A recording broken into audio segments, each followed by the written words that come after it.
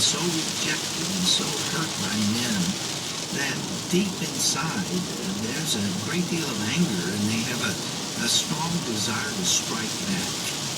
I don't see a whole lot of that, but what I see more of is bitterness. You mentioned earlier pulling Ruth, but I often speak of Naomi because I think many of us can be more like Naomi. We survey our circumstances and conclude that God is no longer blessing us and no longer will he bless us. And we say, don't call me pleasant, don't call me Naomi, but call me Mara, call me bitter.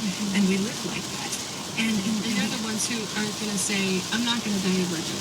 Get out of my way, I'm going for it because I'm tired of waiting and God has left me here.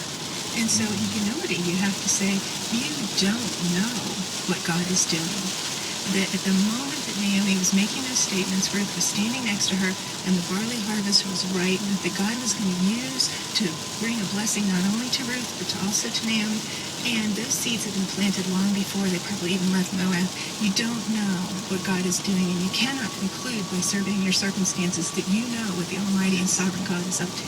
And he delights in our praises. As women, if we have an attitude of thanksgiving and praise, and even from our pain, say, God, I thank you for the circumstance I'm in because I trust that you can redeem it, and I praise you for who you are, and I'm going to stand on faith, and I am not ever going to give up, and I believe that no matter what, God can still bring me a husband. And you know what? We are all preparing for marriage as the bride of Christ. We will all be married someday to Christ. That's true.